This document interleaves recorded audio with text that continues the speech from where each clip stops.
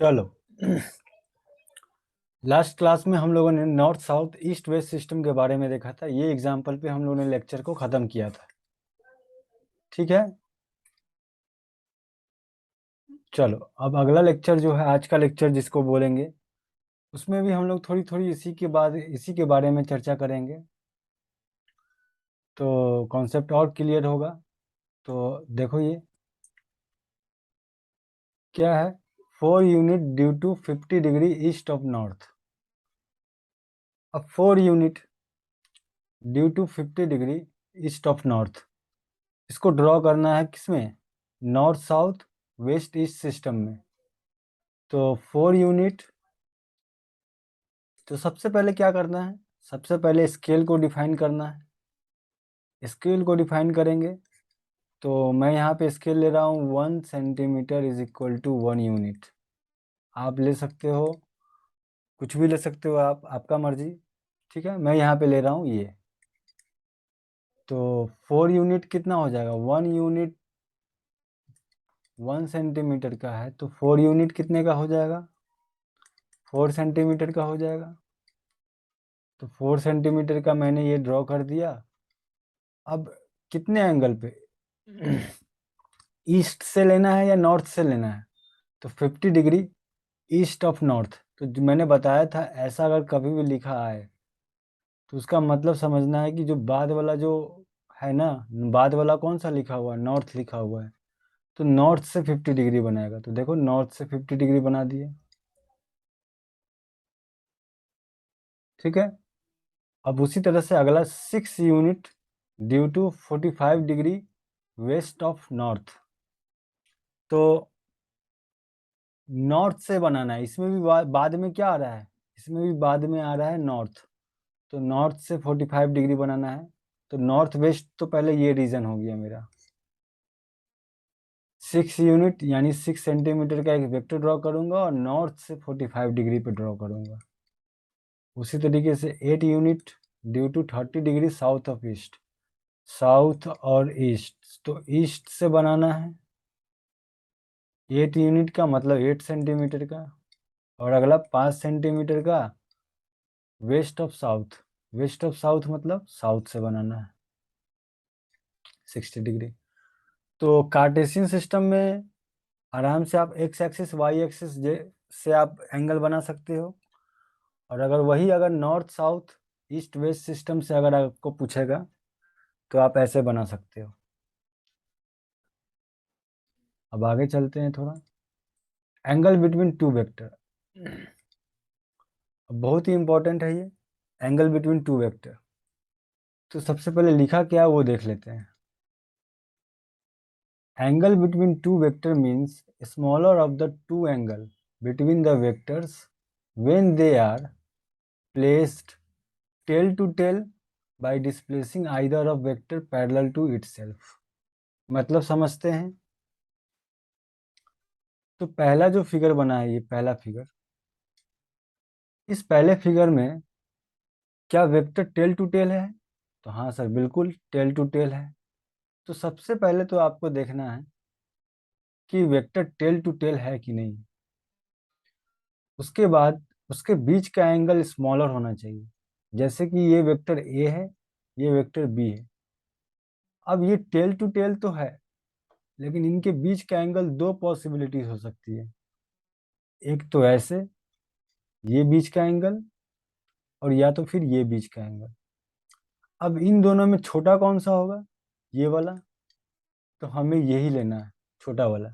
तो यहाँ पे क्या हो जाएगा, angle between A and B theta, ना कि 360 माइनस थीटा।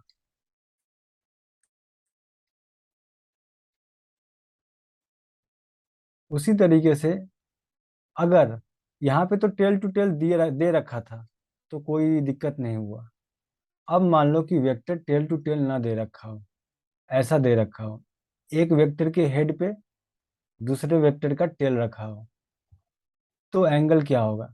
तो ये एग्जाम्पल की तरह से ही समझ लेते हैं इसको। ऐसा है तो बोला गया है, place tail to tail by displacing either of the vector parallel to itself. आप किसी भी वेक्टर को पैरेलली शिफ्ट कर सकते हो। तो ये मान लो वेक्टर 1 है और ये वेक्टर 2 है, तो आप या तो वेक्टर 1 को पैरेलल शिफ्ट करके 2 के टेल पे ला सकते हो, या फिर वेक्टर 2 को शिफ्ट करके वेक्टर 1 के टेल पे ला सकते हो। मैं दोनों तरीका बताऊंगा और दोनों में आंसर सेम ही आएगा। सबसे पहले क्या करो, 2 को पैरेलली शिफ्ट करो, इस तरीके से शिफ्ट करो कि वो 1 के पैरेलल आ जाए, 1 के टेल पे आ जाए।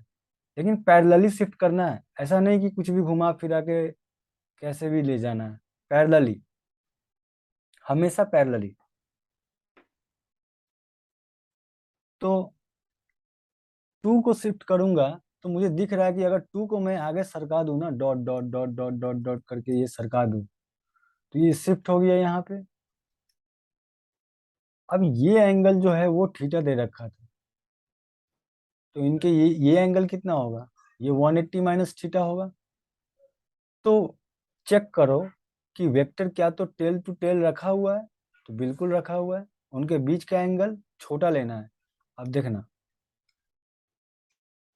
ये मेरा 1 वेक्टर को उसी तरीके से रहने दिया, 2 वेक्टर को आगे इस तरीके से मैंने शिफ्ट किया कि इसके टेल पे आ गया। अब इसके बीच का एंगल, ये एंगल दे रखा था क्वेश्चन में थीटा, तो ये एंगल कितना हो जाएगा, 180 माइनस थीटा। ठीक है। अब एंगल सबसे छोटा वाला लेना होता है, 180 माइनस थीटा, 180 माइनस थीटा। और ये एंगल, दो पॉसिबिलिटीज बनती है, मैंने बताया था। एक तो ये बनेगी और एक ये बनेगी। तो ये 180 माइनस थीटा है, ये कितना होगा, ये एंगल हो जाएगा 360 माइनस 180 माइनस थीटा, तो 180 प्लस थीटा। अब दोनों में से चूज करो कि कौन छोटा है, 180 प्लस थीटा छोटा है या 180 माइनस थीटा छोटा है। तो साफ साफ दिख रहा है कि 180 माइनस थीटा ही छोटा होगा, तो angle between A vector and B vector कितना होगा, 180 माइनस थीटा होगा। ठीक है। चलो, अब मैं 2 को शिफ्ट ना करके 1 को शिफ्ट करता हूँ। तो 1 को पैरेलली शिफ्ट करूंगा तो 2 को वैसे ही रहने दो। 1 को पैरेलली शिफ्ट करोगे तो क्या ऐसे ऐसे शिफ्ट होगा ना, शिफ्ट करते करते करते करते करते करते इसके टेल पे, 2 वाले के टेल पे रख दो। अच्छा, ये एंगल, एक लाइन खींचोगे तो ये लाइन और ये लाइन के बीच का एंगल थीटा था, तो अभी भी थीटा ही होगा। तो ये एंगल 180 माइनस थीटा होगा। कलर चेंज करने दो, ये एंगल अभी भी 180 माइनस थीटा होगा। मतलब दो वेक्टर के बीच का एंगल कितना होगा, 180 माइनस थीटा ही होगा। चाहे आप किसी भी वेक्टर को, ऐसा कोई कंस्ट्रेंट नहीं है आपके बीच कि आप 1 को ही शिफ्ट करो या फिर 2 को शिफ्ट करो, आप किसी को भी शिफ्ट कर सकते हो। ठीक है। तो वही मैंने लिखा है, angle between two vector means smaller angle, ये कॉन्सेप्ट समझ में आ गया। Of the two angle between the vectors when they are placed tail to tail, tail to tail रखना है, हमेशा टेल टू टेल रखना। आगे एक कॉन्सेप्ट बताऊंगा और भी है, बट अभी टेल टू टेल की बात चल रही है तो टेल टू टेल ही हम लोग रखेंगे। बाय डिस्प्लेसिंग, चाहे आपको टेल टू टेल रखने के लिए डिस्प्लेस करना पड़े वेक्टर को पैरेलली इटसेल्फ। ठीक है। चलो कुछ एग्जांपल और देख लेते हैं, तो थोड़ा और क्लियर हो जाएंगे हम लोग। तो इसको हटा देते हैं। अब मान लो कि, ध्यान से,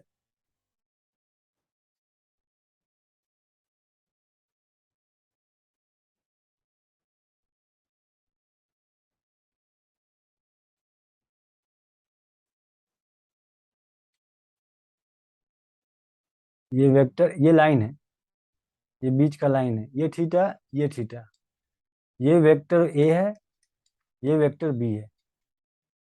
अब ऐसा दिया हुआ क्वेश्चन में बनाकर, और हेड टू हेड है ना, ये दोनों का हेड एक साथ मिल रहा है, ए वेक्टर का हेड और बी वेक्टर का हेड एक साथ मिल रहा है।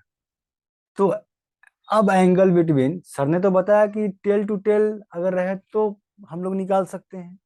अब हेड टू हेड है तो आपके पास क्या है, आप पैरेलली शिफ्ट कर लो और उसको टेल टू टेल बना लो, और बीच का एंगल जो भी आए वो मेरा आंसर होगा। ठीक है। तो क्वेश्चन पूछ रहा है angle between vector A and vector B क्या होगा। ठीक है,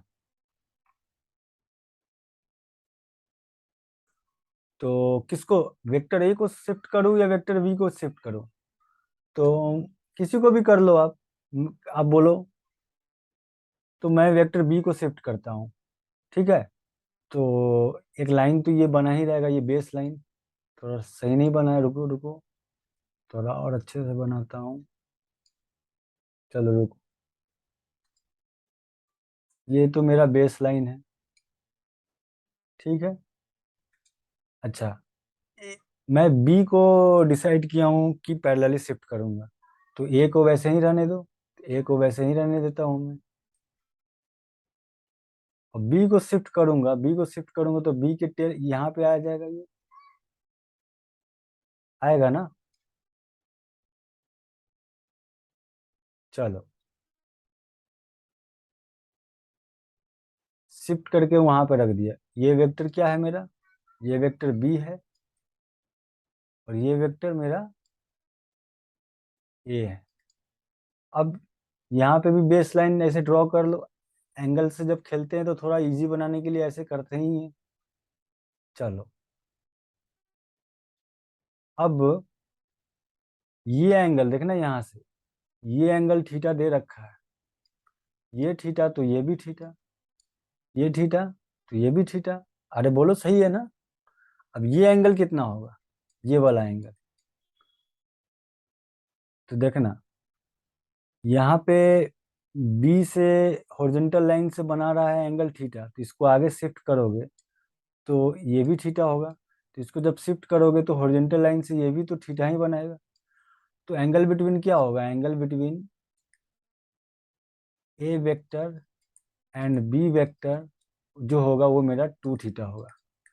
अब गौर करने वाली बात क्या है कि सर जो हेड टू हेड एंगल बना रहा था ना, टू थीटा, देखो यहाँ पे टू थीटा बना रहा है ना, head to head two theta बना रहा है, वही टेल टू टेल बना रहा है टू थीटा।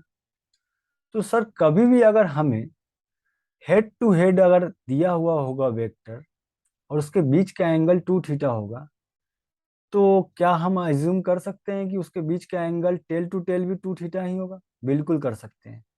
तो या तो अगर हेड टू हेड दिया हुआ है या तो टेल टू टेल दिया हुआ है, अगर आप उनके बीच का एंगल निकाल लेते हो तो आप समझो कि उन दोनों वेक्टर के बीच का एंगल निकाल लेते हो। प्रॉब्लम कहाँ फंसती है, प्रॉब्लम फंसती है जब एक के हेड पे दूसरे का टेल, जैसे ये एग्जांपल मैंने लिया था, प्रॉब्लम वहां फंसती है।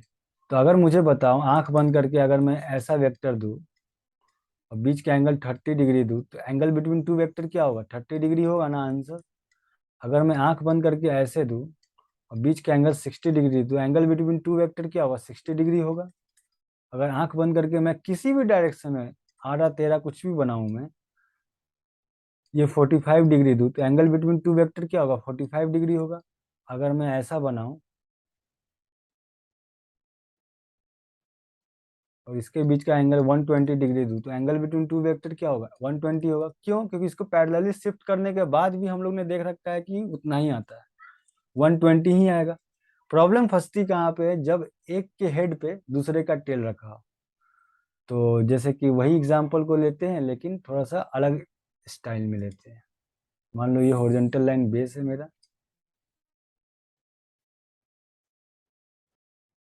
और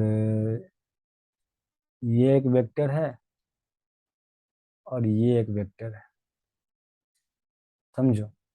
ये थीटा दिया हुआ है और ये थीटा दिया हुआ है। अब ये वेक्टर का नाम ए दे देता हूँ, ये वेक्टर का नाम बी दे देता हूँ। अब angle between A vector and B vector क्या होगा ये बताना है। टू थीटा तो नहीं होगा।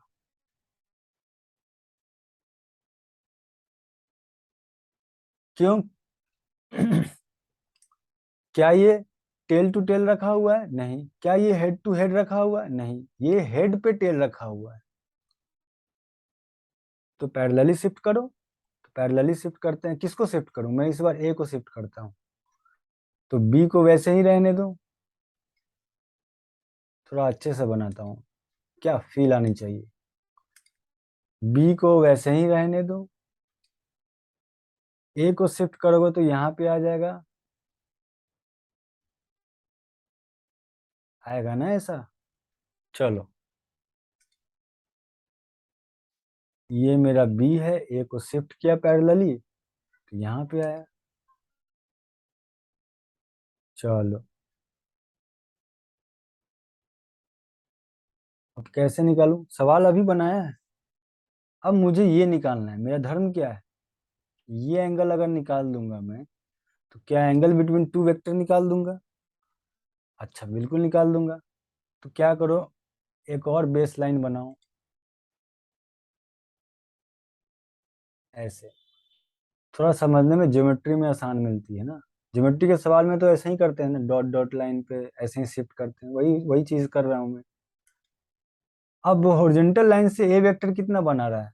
हॉरिजॉन्टल लाइन से ए वेक्टर शिफ्ट करने के बाद एंगल थोड़ी बदल जाएगा। हॉरिजॉन्टल लाइन से तो पैरेलली शिफ्ट कर रहे हैं ना। पैरेलली शिफ्ट करने का मतलब उसका, इसको घुमा नहीं रहे हैं, इसको नहीं इधर घुमा रहे हैं नहीं इधर घुमा रहे हैं, बस पैरेलली लेके शिफ्ट कर रहे हैं। तो अभी भी हॉरिजॉन्टल से एंगल थीटा ही बनाएगा। और बी कितना बना रहा है हॉरिजॉन्टल से? थीटा ही बना रहा है। तो ये एंगल कितना हो जाएगा? 180 माइनस टू थीटा। तो अब आंसर क्या होगा? 180 माइनस टू थीटा मेरा आंसर होगा। ये होगा angle between A and B. बात समझ में आई? चलो, तो एंगल बिटवीन टू वेक्टर्स आपको समझ में आ गया है। अब आगे देखते हैं, कुछ सवाल देख लेते हैं। एक बढ़िया सवाल कराता हूँ। कुछ बढ़िया नहीं है मतलब, ठीक है, जनरल ठीक ठाक क्वेश्चन है, इनिशियल बिगिनर्स के लिए ठीक है। और बेसिक्स क्या है ना, बेसिक्स आप लोग का मजबूत रहेगा तो फिर आप कैसे भी सवाल कर सकते हो। अब किसी को दो वेक्टर के बीच का एंगल निकालना नहीं आता, वो खाक आगे का सवाल बनाएगा। तो बेसिक्स तो पता होना चाहिए। तो अब सवाल देखो क्या है, सवाल को पढ़ो। Three vector a B C are shown in the figure, find angle between A and b and c, a and c. अब एक्स एक्सिस तीनों में कॉमन है, देखो। एक्स एक्सिस से, एक्स एक्सिस से, एक्स एक्सिस से एक 30 डिग्री पे है ऊपर, एक 30 डिग्री पे है नीचे, और सी वेक्टर जो है वो 45 डिग्री है नीचे। तो मैंने कुछ लिखा है, वैसे आप लोग को ये पता है। सबसे पहले क्या करो कि शिफ्ट करके तो एक जगह टेल टू टेल मिलाना पड़ेगा। किसी बच्चे का मन हो तो हेड टू हेड भी मिला लो, लेकिन जनरली हम लोग क्या करते हैं, टेल टू टेल से ही काम चलाते हैं, और आप लोग भी यही कीजिएगा। मैंने बता दिया कि हेड टू हेड से भी सेम आंसर आएगा, इसका मतलब ये नहीं कि हेड टू हेड ही चलते रहिए, आप टेल टू टेल ही कीजिएगा। लेकिन अगर एग्जामिनर अगर आपको अगर कंफ्यूज करना चाह रहा है, हेड टू हेड दे के बीच का एंगल 30 डिग्री दे दिया और पूछा दो वेक्टर्स के बीच का एंगल क्या होगा, तो क्या होगा? 30 डिग्री होगा। वहां पे टाइम सेविंग का काम करेगा ये कॉन्सेप्ट, लेकिन अभी आपको टेल टू टेल ही करना है। ठीक है, तो क्या करो, to find the angle between two vector we connect the tail of two vectors. वही चीजें मैंने पहले भी बता रखी है। We can shift B and C such that tail of A B C are connected as one point.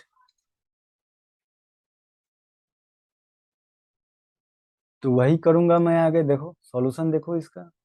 क्या किया मैंने, ए को वैसे ही रहने दिया, और बी और सी को ऐसे मूव किया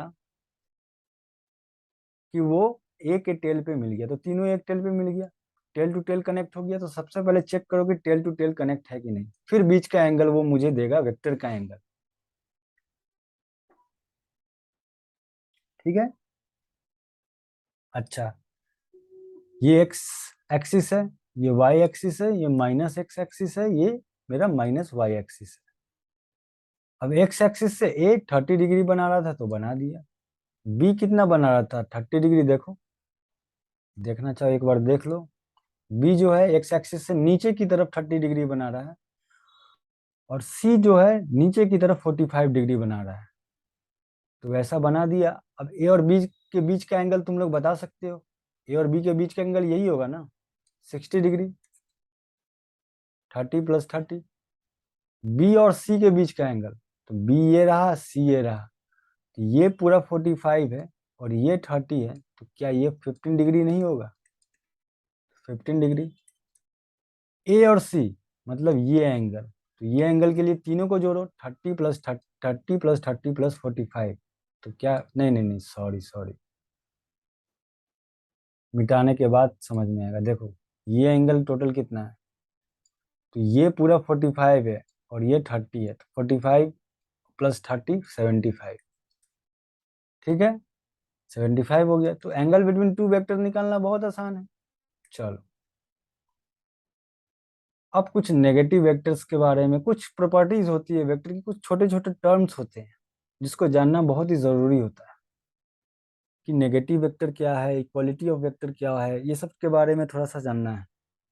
तो सबसे पहले नेगेटिव ऑफ वेक्टर क्या होता है। नेगेटिव ऑफ वेक्टर, तो मान लो कि एक वेक्टर मैंने लिया, ए वेक्टर, तो इसका जस्ट अपोजिट कर दूंगा ना, और सेम मैग्नीट्यूड का रखूंगा, लेकिन अपोजिट डायरेक्शन में, जस्ट अपोजिट, मतलब ये वेक्टर अगर ये वेक्टर इस तरफ है, तो इसका जस्ट उल्टा इस तरफ होगा, और इसका मैग्नीट्यूड अगर 3 है और इसका मैग्नीट्यूड भी 3 रखूंगा, तो मैं बोल सकता हूं कि ये दोनों आपस में एक दूसरे का नेगेटिव वेक्टर है, ये दोनों।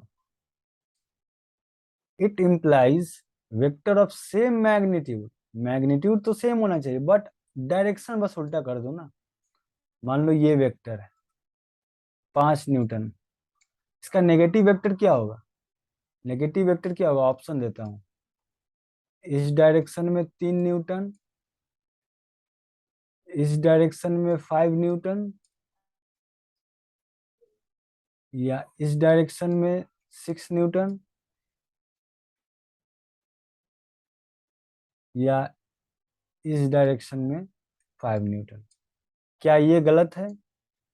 मैग्नीट्यूड सेम होना चाहिए, तो पहले तो ये 3 न्यूटन और 6 न्यूटन तो कट गया ऑप्शन से।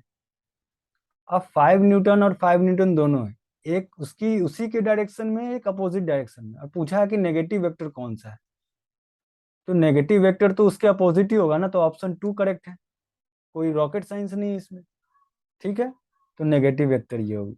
ध्यान रखना, नेगेटिव वेक्टर के मैग्नीट्यूड सेम होते हैं लेकिन डायरेक्शन अपोजिट होते हैं। अब इक्वालिटी ऑफ वेक्टर्स के बारे में समझते हैं।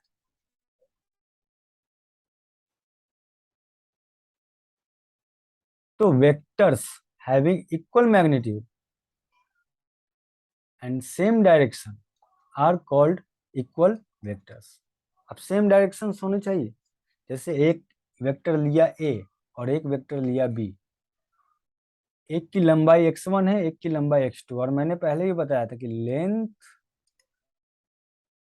Of vector gives magnitude, magnitude of vector x1 x2। तो अगर इन दोनों वेक्टर को, ए और बी वेक्टर को इक्वल वेक्टर कहना हो, तो कंडीशन क्या होगा? Condition for A vector is equal to B vector कब होगा? जब दोनों का डायरेक्शन सेम हो। तो डायरेक्शन सेम है, बिल्कुल सेम है, ये इस तरफ है तो ये भी इस तरफ है, और मैग्नीट्यूड भी बराबर होना चाहिए। एक का x1 है, x2 है, कंडीशन क्या है? तो x1, length of x1 is equal to length of x2, जहां लेंथ ऑफ x1 क्या देता है मुझे? मैग्नीट्यूड ऑफ ए वेक्टर, और लेंथ ऑफ x2 क्या देता है? Magnitude of b vector. तो mod a is equal to mod b. ठीक है, तो इक्वल वेक्टर होने के लिए क्या दो कंडीशन है? डायरेक्शन सेम होनी चाहिए और मैग्नीट्यूड भी सेम होनी चाहिए। ठीक है, चलो, ये इक्वल वेक्टर है, तो कुछ एग्जांपल देख लो, ऐसा नहीं लगे कि कुछ कम पढ़ाया है मैंने। ये ऐसा वेक्टर है और सेम ऐसा वेक्टर है, ये 3 न्यूटन, ये 3 न्यूटन, क्या इन दोनों को इक्वल वेक्टर बोल सकता हूँ? बिल्कुल बोल सकता हूँ। अगला एग्जांपल देख लो, ये 5 न्यूटन, सेम डायरेक्शन में मैंने लिया 3 न्यूटन, क्या दोनों इक्वल वेक्टर है? नहीं, डायरेक्शन तो सेम है बट मैग्नीट्यूड क्या, एक का 5 है, एक का 3 है, तो ये नहीं होगा। ठीक है, तो इक्वल वेक्टर नेगेटिव वेक्टर हम लोग जान चुके हैं। अब आगे कुछ देखते हैं क्या है। कोलिनियर वेक्टर बहुत ही अच्छा कॉन्सेप्ट है।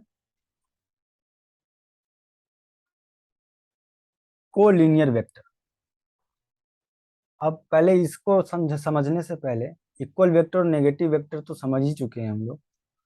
कोलिनियर वेक्टर को समझने से पहले ये स्टेटमेंट थोड़ा सा हम लोग गौर डालते हैं।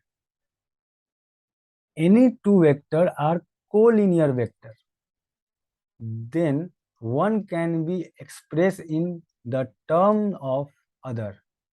कोई भी दो वेक्टर, कोई भी दुनिया का कोई भी दो वेक्टर कोलिनियर वेक्टर कहा जा सकता है अगर आप उन दोनों के बीच ऐसा रिलेशन आप इस्टेब्लिश कर पाओ जहां पे लेमडा जो है ये कांस्टेंट है। लेमडा पॉजिटिव भी हो सकता है, लेमडा नेगेटिव भी हो सकता है, इसके बारे में बात करेंगे।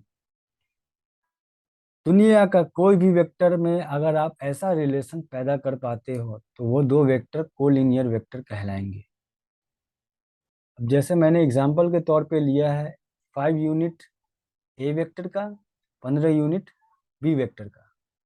दोनों का डायरेक्शन क्या सेम है क्या? हाँ सर बिल्कुल सेम है। मैग्नीट्यूड सेम है क्या? नहीं सर, मैग्नीट्यूड तो अलग है, एक का 5 है और एक का 15 है। तो क्या ये इक्वल वेक्टर है क्या? नहीं सर, ये इक्वल वेक्टर तो नहीं है, तो इक्वल वेक्टर तो नहीं है। चलो, अच्छा, direction of A vector and B vector are same, बिल्कुल। अब ऐसा रिलेशन एस्टेब्लिश करने से पहले आप रेशियो निकालो मैग्नीट्यूड का। तो रेशियो ऑफ मैग्नीट्यूड क्या होगा? Mod A by mod B. तो मॉड ए हो गया मेरा 5 डिवाइडेड बाई 15, तो 1/3। अब ए वेक्टर और बी वेक्टर में रिलेशन लिखोगे तो ए का मैग्नीट्यूड 5 है और बी का मैग्नीट्यूड 15 है। तो अगर मैं बी के मैग्नीट्यूड को 1/3 से मल्टीप्लाई करता हूँ या फिर 3 से डिवाइड करता हूँ तो क्या ये रिलेशन बन जाएगा? जहाँ लेमडा की वैल्यू क्या होगी? 1/3 होगी और ये पॉजिटिव है। पॉजिटिव ये दर्शाता है कि जो ए का डायरेक्शन है वही बी का डायरेक्शन होगा। ठीक है, चलो समझ में आया। तो अगर मैंने ए वेक्टर और बी वेक्टर के बीच रिलेशन क्या आया, देखो ना, ये आया ना 1/3 बी वेक्टर। तो मैं जहाँ पे लेमडा जो है मेरा 1/3 है, तो ये इस फॉर्मेट को सेटिस्फाई करता है? तो बिल्कुल करता है। तो क्या ए वेक्टर और बी वेक्टर को मैं बोल सकता हूँ कि ये कोलिनियर वेक्टर है? तो बिल्कुल ये कोलिनियर वेक्टर है। अब एक एग्जांपल बताना। मान लो ए वेक्टर ऐसा है, 5 यूनिट, और एक वेक्टर ऐसा है 5 यूनिट। क्या ये दोनों आपस में कोलिनियर वेक्टर हैं? सर, सबसे पहले तो कोलिनियर वेक्टर के लिए डायरेक्शन सेम नहीं है। कोलिनियर वेक्टर है कि नहीं है, पहले सॉरी फिर से सुनो। ये मेरा ए वेक्टर है, ये मेरा बी वेक्टर है, क्या ये कोलिनियर वेक्टर है? तो उसके लिए मुझे ये रिलेशन अगर लिख पाओगे, इस दोनों इन दोनों के लिए लिख पाओगे तो कोलिनियर वेक्टर होंगे ना, वरना नहीं होंगे। तो मैग्नीट्यूड रेशियो का कितना आएगा? Mod A by mod B, इसमें कितना आएगा? 1 आएगा। अब कुछ बच्चे बोलेंगे sir A vector is equal to B vector, ये लिख दो। अरे दो वेक्टर को बराबर होने के लिए डायरेक्शन भी तो सेम होना चाहिए ना, डायरेक्शन तो अलग है, तो ऐसा तो लिख ही नहीं पाओगे। अगर आप mod A sorry vector A is equal to vector B लिखते हो, इसका मतलब क्या निकलता है कि आप किसी भी दो वेक्टर को बराबर बोल रहे हो तो बराबर बोलने के लिए उसमें मैग्नीट्यूड भी बराबर होना चाहिए और डायरेक्शन भी बराबर होना चाहिए। तो मैग्नीट्यूड तो बराबर है सर, लेकिन डायरेक्शन कुछ अलग है। तो ये कोलिनियर वेक्टर तो नहीं हुए। तो इससे एक कॉन्सेप्ट सीखते हैं क्या? सुनो, एक स्टेटमेंट दे रहा हूं। All equal vector are collinear vector.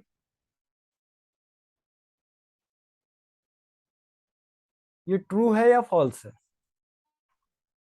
बताओ। स्क्रीन पॉज करो और कुछ सोचो।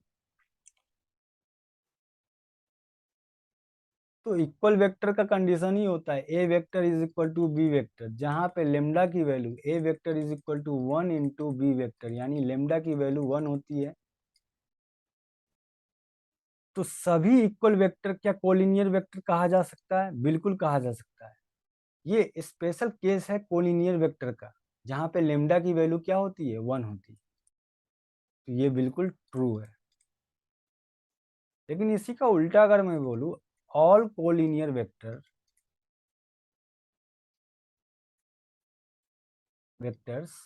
Are equal vectors. अरे यही एग्जांपल ले लो ना, ये कोलिनियर है कि नहीं है? अभी बताया कोलिनियर है। क्या ये इक्वल है दोनों? ये दोनों इक्वल है? नहीं, डायरेक्शन तो सेम है बट मैग्नीट्यूड अलग है। तो all collinear vectors are equal vector, ये फॉल्स। बोलो समझ में आया? चलो आगे देख लेते हैं। और मैंने एक चीज बात बोली थी, लेमडा की वैल्यू जो है ना, वो पॉजिटिव भी हो सकती है, नेगेटिव भी हो सकती है। वो क्यों हो सकती है, थोड़ा देखो आगे इसको। मान लो कि मैंने ऐसा बनाया, ए वेक्टर 5 यूनिट वैसा ही लिया जिससे जैसे मैंने पिछले एग्जांपल में लिया, बी वेक्टर भी वैसा लिया, बस डायरेक्शन को उल्टा कर दी। तो अभी भी रेशियो जो मैग्नीट्यूड का है, वो रेशियो जो है वो 1/3 ही है। बट उल्टा डायरेक्शन है तो एक माइनस लगाना पड़ेगा, तो रिलेशन ये है। जहाँ पे लेमडा की वैल्यू क्या हो जाएगी? -1/3। इसलिए मैंने बोला था कि लेमडा पॉजिटिव भी हो सकता है और नेगेटिव भी हो सकता है। ठीक है। अच्छा, ये दोनों अभी जो बोर्ड पे लिखा हुआ है 5 यूनिट एंड 15 यूनिट, क्या ये दोनों कोलिनियर वेक्टर है? बिल्कुल कोलिनियर वेक्टर है। ये रिलेशन पैदा कर रहे हो ना, a vector is equal to lambda times b vector, where lambda की वैल्यू -1/3 है ना? बिल्कुल है। तो ये कोलिनियर वेक्टर हो गए। तो सीखा क्या ना, कि कोलिनियर वेक्टर या तो सेम डायरेक्शन में होंगे या अपोजिट डायरेक्शन में होंगे, इससे ज्यादा कुछ नहीं होंगे।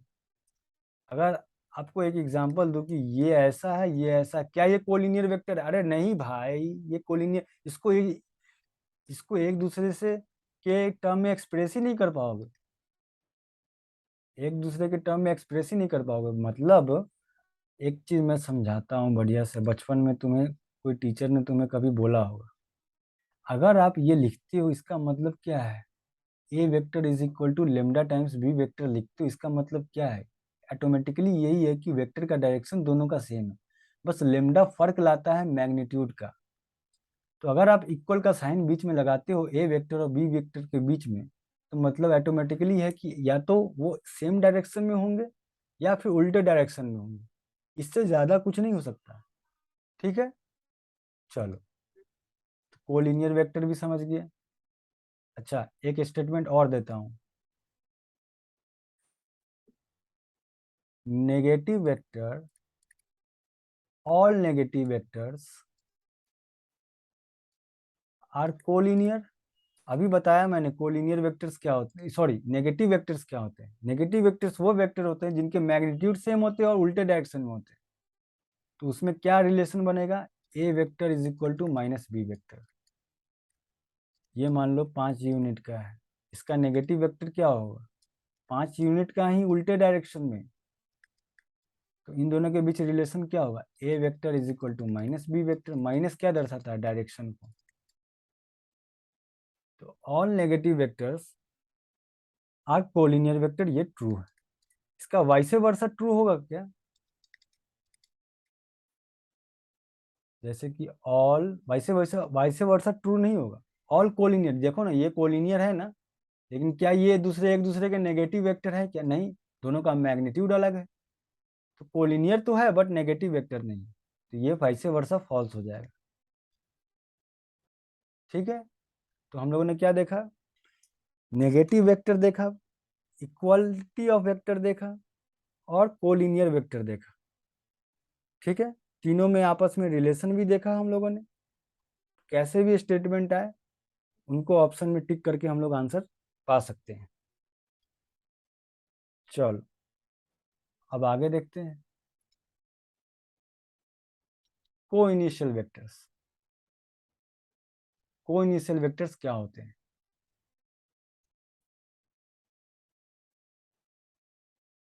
तो इफ टू और more vector start from same point, then they called co initial vector. कुछ भी रॉकेट साइंस नहीं है। सभी वेक्टर ए, बी, सी और डी सभी एक पॉइंट से स्टार्ट हो रहे हैं, इनका ओरिजिन पॉइंट एक पॉइंट है, तो सभी वेक्टर को क्या बोलेंगे हम लोग? Co initial vector. बस here a B c d are co initial vector start from origin O. अगर मैं वेक्टर ऐसा लेता हूं, ये a vector, B vector, c vector, और यहाँ पे लिया मैंने d vector, d e f, a B c आपस में को इनिशियल वेक्टर्स है, डी ई एफ आपस में को इनिशियल वेक्टर्स है, बट बी ई सी अगर मैं बोलूं बी ई और सी, ध्यान से देखो, क्या इनको को इनिशियल वेक्टर बोल सकता हूं? नहीं, क्योंकि इनका स्टार्टिंग पॉइंट अलग अलग है, तो ये बी सी को इनिशियल वेक्टर नहीं होंगे। सिंपल सा कॉन्सेप्ट है बस। ठीक है, चलो आगे चलते हैं। Coplanar vectors. कोप्लेनर वेक्टर्स क्या होते हैं, इनको समझते हैं। ये बहुत बढ़िया इमेजिनेशन इसमें खोजता है। अगर आपकी इमेजिनेशन पावर ठीक है तो आप समझ लोगे ये सवाल को और ये कॉन्सेप्ट को। तो सबसे पहले मैंने क्या लिखा है, देखो ध्यान से। Two vectors are always coplanar. दो वेक्टर हमेशा कोप्लेनर होते हैं। कोप्लेनर मतलब एक ही प्लेन में। इसका मतलब क्या होता है? Same plane. तो आप, ये रूम है, समझ लो ये रूम है जिसका दीवार का फेसेस का रंग मैंने अलग अलग बनाया है। एक का ग्रीन बनाया है, एक का ब्लू बनाया है, एक का ब्राउन बनाया है। ठीक है, तो आप कोई भी दो वेक्टर ले लो इन दोनों में से। चलो मान लो मैं 1 लेता हूँ और 9 लेता हूँ। अभी तो दिख रहे हैं कि 1 जो है वो ग्रीन वाले प्लेन में। ग्रीन वाले प्लेन का नाम मैंने वाईजेड, वाईजेड प्लेन मतलब, ठीक है ना, वाई और जेड एक्सिस से मिलाकर जो प्लेन बनेगा उसको वाईजेड प्लेन बोलेंगे। एक्स और वाई से मिलाकर जो प्लेन बनेगा उसको एक्स वाई प्लेन बने बोलेंगे। और एक्स और जेड से मिलाकर जो प्लेन बनेगा उसको एक्स और जेड प्लेन बोलेंगे। तो उसका मैंने नाम, मैं एक्स वाई एक्स जेड ये सब नहीं बोलूंगा, मैं ग्रीन ब्लू और ब्राउन बोलूंगा, समझ लेना। तो मैंने बोला कि two vectors are always coplanar.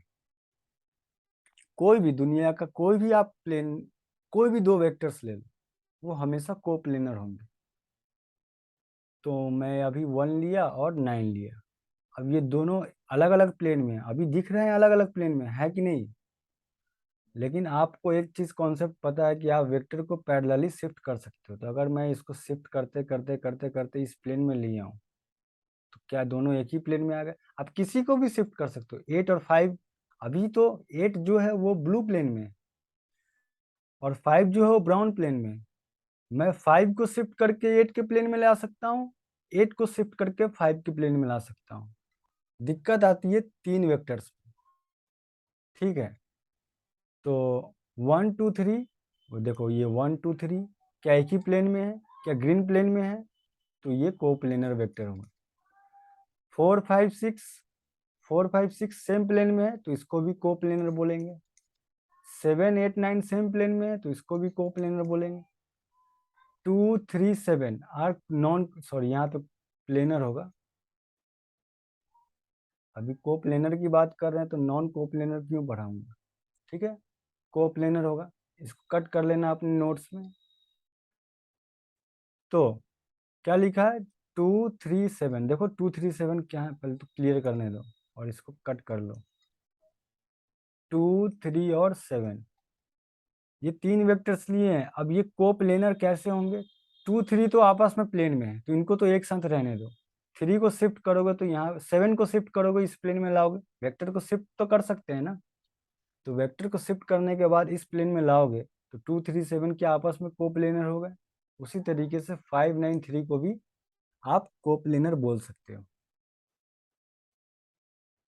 तो नॉन कोप्लेनर वेक्टर कौन से होंगे? तो नॉन कोप्लेनर वेक्टर देखो, मान लो कि रूम, ये मान लो रूम का सरफेस है, ये वॉल है, ये भी वॉल है, और आप यहाँ पे खड़े हो, इस कहीं बीच में आप खड़े हो। अब कहीं बीच में आप एक वेक्टर लिए और ठीक है, कहीं बीच में आप एक वेक्टर लिए और एक, बस एक वेक्टर ले लो, चलो काम चल जाएगा अपना। हवा में किसी भी दीवार पे नहीं, अभी जितने भी बनाए हुए हैं मैंने सब दीवार पे है, सब सरफेस पे है। अब आप ना तो ब्लू ना तो ग्रीन ना तो ब्राउन, बल्कि हवा में कहीं एक वेक्टर ले लो, ये मैंने वेक्टर का नाम दे दिया 10। अब 10, 9 और 8, कोई भी मैं 3 वेक्टर चूज कर लेता हूँ जिसमें 10 होना चाहिए। तो 10, 9 और 8 क्या ये कोप्लेनर होंगे? तो देखो, इसको शिफ्ट करोगे, इसके टेल पे लाओगे, 8 को शिफ्ट किया तो क्या ये ऐसा बन जाएगा? सॉरी,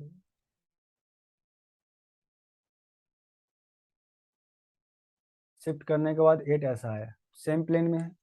अब 10 को शिफ्ट करोगे तो कहीं हवा में एंगल पे होगा, वो बाहर बाहर आपकी तरफ कहीं ऐसा होगा, ऐसा होगा। इसको घुमा नहीं सकते हैं या फिर इसको रोटेट नहीं कर सकते, बस पैरेलली शिफ्ट कर सकते हैं। तो अब 10, 8, 9, 10 क्या हो गया? कोप्लेनर। 9 और 8 एक प्लेन में है, 10 अलग प्लेन में है। तो तीनों वेक्टर का जो ग्रुप होगा वो क्या कोप्लेनर हुआ? नहीं हुआ। कोई भी एक वेक्टर अगर एक प्लेन में दूसरे प्लेन में चला गया तो पूरा जो ग्रुप होगा उसको बोलेंगे नॉन कोप्लेनर। ठीक है, उसी तरीके से और कुछ समझो। ये यहाँ से मान लो ये वेक्टर हवा में है, किसी भी ये अभी दिख रहा होगा कि ब्लू के फेस पे है, बट ये ब्लू के फेस पे नहीं है, ये बीच में है। डायगोनली मान लो इसकी इसकी तरफ पॉइंट कर रहा हो। और एक और वेक्टर लूँ जो ग्रीन वाले प्लेन में, चलो मान लो एक ग्रीन वाले प्लेन में ले लेता हूँ, ये तो इसका नाम मैंने दिया ए, इसका नाम दिया बी। ए जो है वो किसी प्लेन में नहीं है, ना ब्लू के है ना ब्राउन के है ना ग्रीन के है, वो बीच में है। और बी जो है वो ग्रीन के प्लेन में है। और ये जो मैंने लिया ये ब्राउन प्लेन में है, सी। तो क्या ये तीनों वेक्टर आपस में कोप्लेनर है? नहीं। कोई भी दो वेक्टर लोगे ना, ए और बी लोगे तो वो प्लेन बना देंगे, वो कुछ ऐसा प्लेन बना देंगे, वो प्लेन में आ जाएंगे। वैसे ही मैंने अभी बताया, two vectors are always coplanar, लेकिन ये तीन का ग्रुप क्या कोप्लेनर होंगे? नहीं होंगे। तो इनको क्या बोलेंगे? A B C are non coplanar vector. ठीक है, वेक्टर्स। तो शायद आप लोग को कोप्लेनर नॉन कोप्लेनर के बारे में समझ में आ गया होगा। ठीक है, चलो आगे चलते हैं। Multiplication and division of a vector by scalar. अब पता है, वेक्टर को मल्टीप्लाई भी कर सकते हैं और डिवाइड भी कर सकते हैं। जैसे कि ये मेरा ए वेक्टर है, ठीक है, एग्जाम्पल से ही समझते हैं। एग्जाम्पल से ये बाद में पढ़, ये बाद में मैं पढ़ के बता दूंगा क्या लिखा हुआ है, बट एग्जाम्पल से समझते हैं। मान लो ए वेक्टर 3 यूनिट नॉर्थ।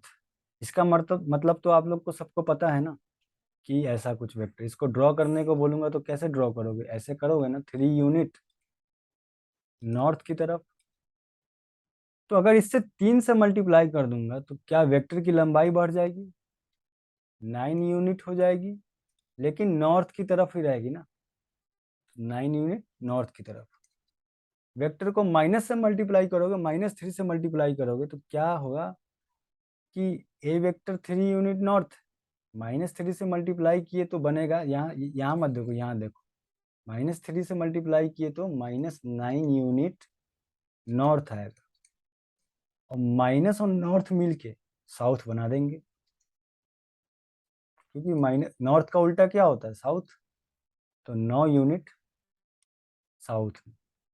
तो आप वेक्टर को मल्टीप्लाई भी कर सकते हो, वेक्टर को डिवाइड भी कर सकते हो। अभी मैंने मल्टीप्लाई करके बताया, अब क्या लिखा है वो पढ़ते हैं। Multiplying a vector A with positive number